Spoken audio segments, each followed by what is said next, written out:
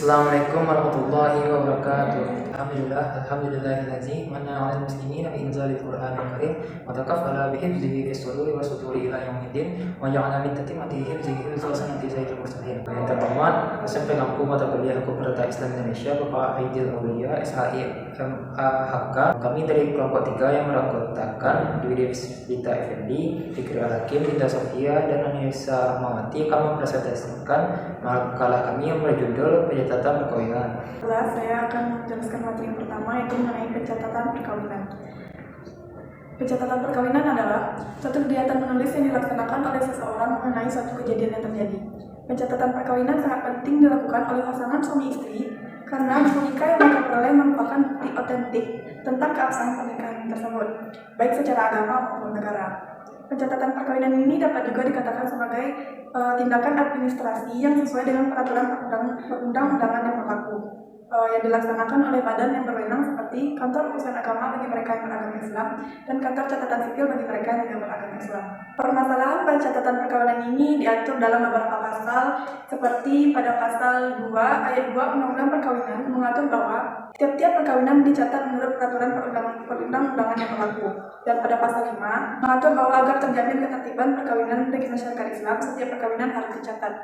Untuk pencatatan pernikahan dilakukan oleh pegawai pencatatan perkawinan yang diangkat oleh Menteri Agama atau pegawai yang ditunjuk sesuai yang ada di dalam pasal 1 Undang-Undang Nomor 22 Tahun 1946 tentang pencatatan nikah, talak dan rujuk junto Undang-Undang Nomor 32 Tahun 1954. Dan pada pasal 6 dilakukan. Setiap perkawinan harus dilangsungkan di hadapan dan di bawah pengawasan pegawai pencatatan nikah, dan perkawinan yang dilakukan di luar pengawasan pegawai pencatatan nikah tidak mempunyai kekuatan hukum. Pencatatan perkawinan juga terdapat dalam PP Nomor 9 Tahun 1975 yang merupakan peraturan pelaksanaan dari undang-undang perkawinan. Kemudian, dasar hukum pencatatan perkawinan. Pencatatan perkawinan yang dilaksanakan pegawai pencatatan nikah di Kantor Urusan Agama atau KUA semakin kuat dengan dikeluarkannya Keputusan Menteri Agama Republik Indonesia Nomor 477 Tahun 2004 tentang pencatatan nikah. Namun, Keputusan Menteri Agama Republik Indonesia Nomor 11 Tahun 2007 tentang pencatatan nikah di dalam pasal 34 ayat 1 Undang-Undang Nomor 23 Tahun 2006 menetapkan bahwa perkawinan yang sah menurut peraturan perundang-undangan wajib dilaporkan oleh penduduk kepada instansi pelaksana di tempat terjadinya perkawinan paling lambat 60 hari sejak tanggal perkawinan. Pasal ini berlaku bagi seluruh penduduk Indonesia, baik yang beragama Islam maupun di luar agama Islam.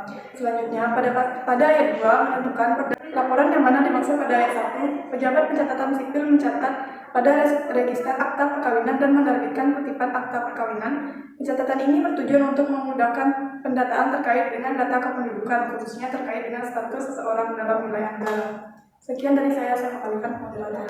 Terima kasih kepada saudari. Materi selanjutnya yang akan saya bacakan sendiri itunya proses pencatatan perkawinan. Ada 3 proses pencatatan perkawinan, itunya yang pertama pencatatan perkawinan di dalam negeri. Tata cara pemberitahuan rencana perkawinan dapat dilakukan secara lisan atau tulisan oleh calon mempelai atau orang tua atau wakilnya. Hal ini diatur dalam pasal 4. Lalu hal-hal yang diberitahukan kepada petugasnya yaitunya nama, umur, agama atau kepercayaan, pekerjaan, tempat tinggal di mana mereka tinggal. Lalu jika pernah kawin sebelumnya maka disebutkan pula siapa suami atau istri sebelumnya. Hal ini diatur dalam pasal 5. Dengan adanya pemberitahuan ini bertujuan untuk menghindari kemungkinan adanya penyimpangan, pemalsuan identitas, dan mengantisipasi kalau di antara calon mempelai terdapat halangan perkawinan. Lalu setelah petugas menerima hal-hal tersebut, maka ia akan memeriksa syarat-syarat perkawinan yang telah terpenuhi apakah tidak, lalu apakah tidak terdapat halangan perkawinan menurut undang-undang. Lalu pencatatan tersebut meneliti pula kutipan akta kelahiran atau surat tanda lahir calon mempelai dan keterangan mengenai nama atau agama kepercayaan, pekerjaan, dan tempat tinggal orang tua calon mempelai. Lalu itu kedua, proses pencatatan perkawinan di luar negeri.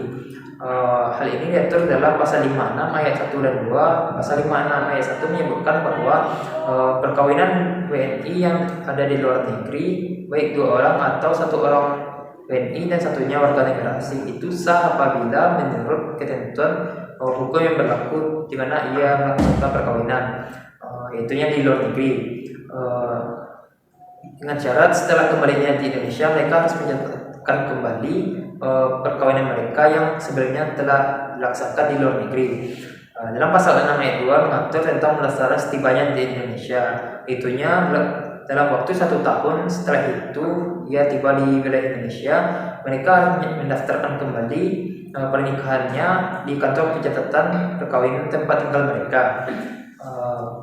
Lanjut, proses pencatatan perkawinan beda agama. Dalam pasal 40 huruf C dan pasal 44 KHI yang dirumuskan kembali dalam pasal 33 huruf C dan pasal 36 RUU HMPA Perkawinan tahun 2007 menyebutkan bahwa larangan perkawinan antara laki-laki Islam dengan perempuan yang bukan Islam dan melarang perempuan Islam menikahi laki-laki yang bukan Islam.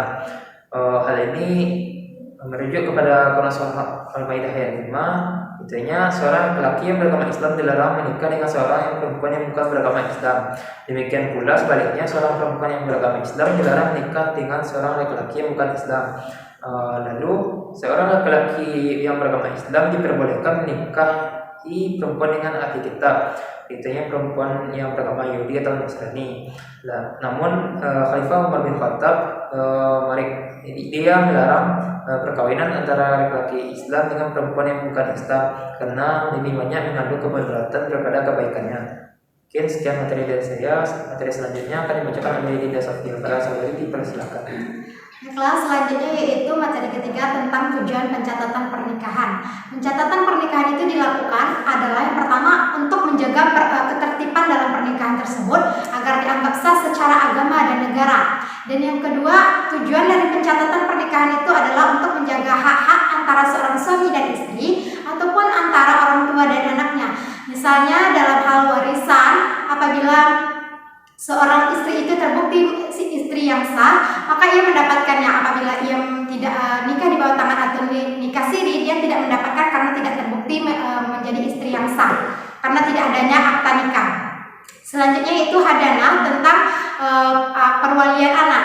Yang ketiga itu tentang perwalian. Apabila seorang dalam pernikahan yang tidak sah melahirkan anak perempuan, maka walinya itu tidak bisa ayahnya karena dia bukan wali yang sah karena dia bernasab kepada ibunya, sehingga dia tidak bisa menjadi wali nikah dalam pernikahan anak perempuannya tersebut.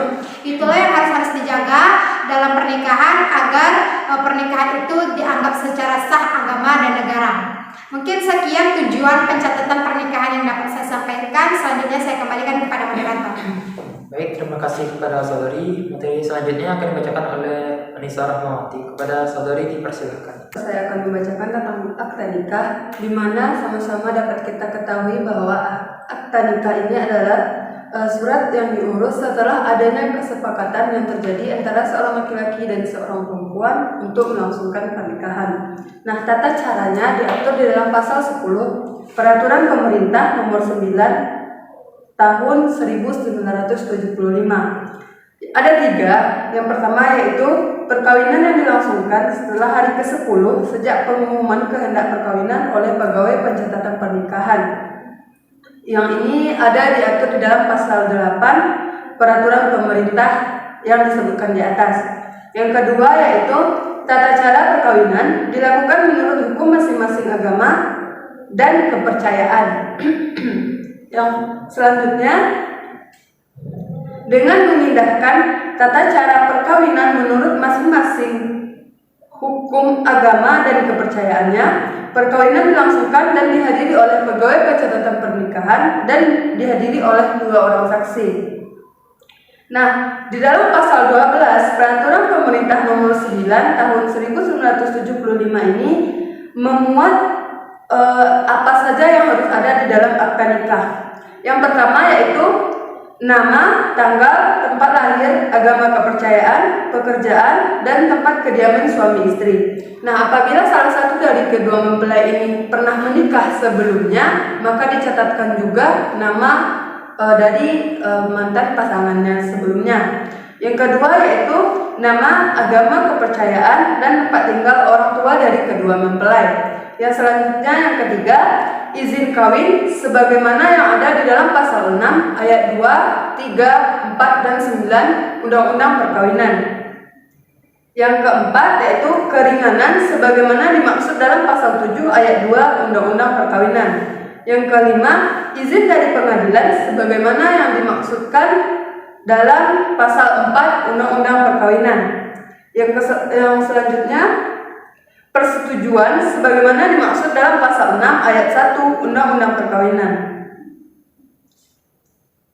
Yang ketujuh yaitu izin pejabat yang ditunjuk oleh Menhamkam atau Pangap bagi angkatan bersenjata. Yang kedelapan yaitu perjanjian perkawinan jika ada. Yang kesembilan, nama, umur, agama kepercayaan, pekerjaan dan tempat tinggal bagi para saksi dan wali nikah bagi yang beragama Islam. Dan yang ke-10 yaitu nama, umur, agama kepercayaan, pekerjaan dan tempat tinggal kuasa apabila perkawinan dilakukan dengan kuasa hukum. Nah, akad nikah ini juga menjadi bukti jika terjadinya perceraian. Yang selanjutnya yaitu akibat hukum dari pencatatan akad nikah jika tidak dilakukan. Seperti yang telah disebutkan teman-teman sebelumnya, yang mana yaitu yang terhadap istri. Secara hukum, istri dari perkawinan di bawah tangan dianggap tidak sah sebab perkawinan yang mereka lakukan tidak ada di dalam hukum negara. Yang mana ia tidak berhak atas harta gonogini. Yang kedua yaitu tidak berhak nafkah dan waris dari suami jika si suami meninggal. Yang kedua yaitu terhadap suami, yang mana tidak adanya pencatatan akad nikah ini sangat menguntungkan bagi suami. Karena dia bisa menikah lagi tanpa adanya akad nikah. Yang ketiga yaitu terhadap anak. Nah, terhadap anak ini di dalam pasal 42 Undang-Undang Nomor 1 Tahun 1974 dan pasal 99 Komplikasi Hukum Islam mengatakan bahwa anak yang sah adalah anak yang dilahirkan dalam atau sebagai akibat perkawinan yang sah. Nah, dapat kita simpulkan bahwa jika tidak dicatatkannya akta pernikahan, maka anak yang lahir itu dianggap tidak mempunyai hubungan hukum terhadap ayahnya. Mungkin cukup sekian saya mengatakan kepada moderator. Hanya itulah presentasi dari kelompok 3 tentang pencatatan perkawinan. Apabila ada salah atau kekurangan mohon dimaafkan. Terima kasih. Assalamualaikum warahmatullahi wabarakatuh.